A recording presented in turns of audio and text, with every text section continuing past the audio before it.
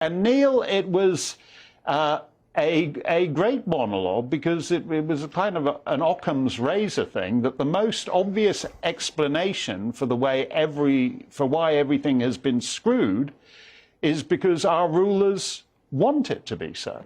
100%. That is the conclusion that I'm coming to. I think it's been too painful. People have, quite understandably, myself included, spent the longest time tying ourselves in knots, trying to make it make sense in terms of an understanding of a benevolent, benign authority that, whether it was Tory or Conservative or Liberal, had your best interests at heart. And it dawned on me at some point in the recent past that actually the easier explanation was to say, well, no, they no longer have our best interests at heart. And once those scales drop from your eyes, then so much of it becomes much more comprehensible, and you begin to see it for what it is, which is a wholesale push by the state to take total control of our lives, our money, our diet, and everything else. Well, it is weird the way they're quite open about wanting us to lead poorer, meaner, ruder lives, just in terms of how we live, what we eat, where we go. They actually say, no, however good it was for you 20 years ago, 30 years ago, it's going to be worse for your kids now. I think that's indicative of what I think is a massive mistake that's being made by them, that I think they think it's all in place now, that the trap has all been assembled and we're in it. And I think they've gone off half-cocked. And I think they're wrong in that estimation. And I think in reality, I think a lot of their narrative is crumbling like, desiccating sand in a sandcastle on the beach, and it's about to fall apart completely, I think. So there's a terrible misconception, I think, on the part of those who think they have us in their clutches.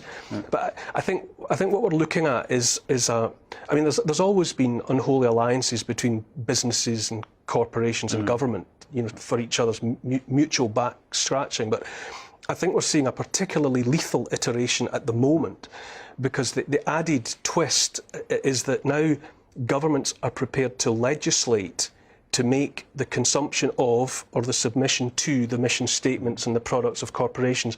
They're now making it almost mandatory. I mean, what a brilliant business plan, for example, for a pharmaceutical company, hypothetically, to come up with a new medical product, right, and then have a compliant government make it illegal to not take it.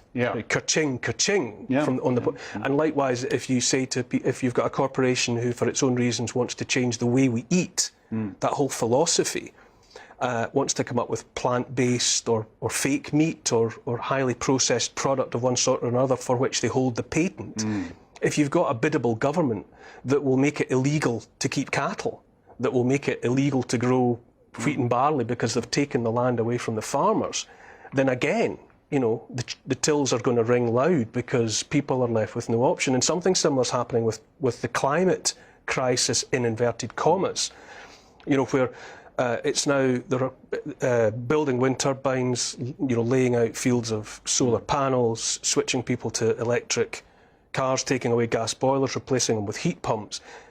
We're losing choice. We're even losing the right to refuse. It's becoming, the governments are legislating against us so that we can't even say, no, I actually prefer the old way, I'll stick with that, thank you very much. I'll keep some folding paper money in my pocket, and I'll have a gas boiler, thank you very much. But that option has been taken away. So as I say, I think we're now seeing an iteration of an old problem, which sees a perfect iteration of a business model that for governments and corporations working in concert is a beauty.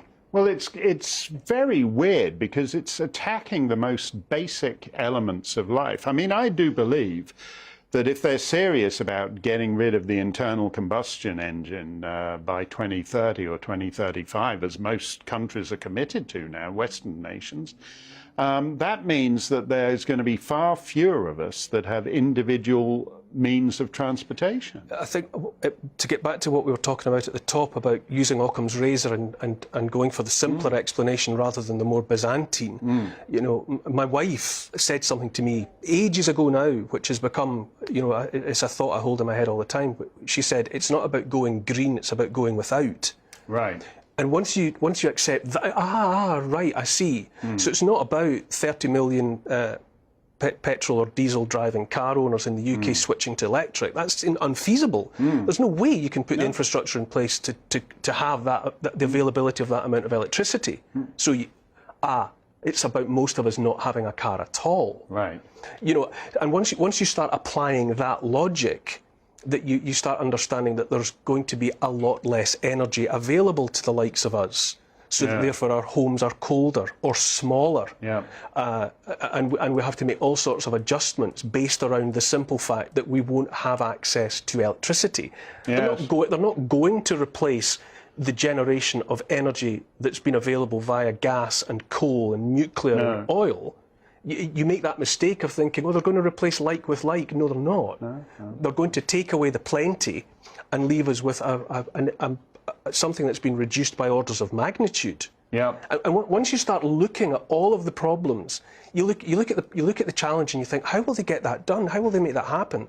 The answer is they won't. I mean, it extends out to the crisis in the Channel. If you're agonising over why a nation can't stop people arriving on its coastline, and you're thinking, but for 1,000 years, one way or another, we've been able to monitor, patrol and protect our borders.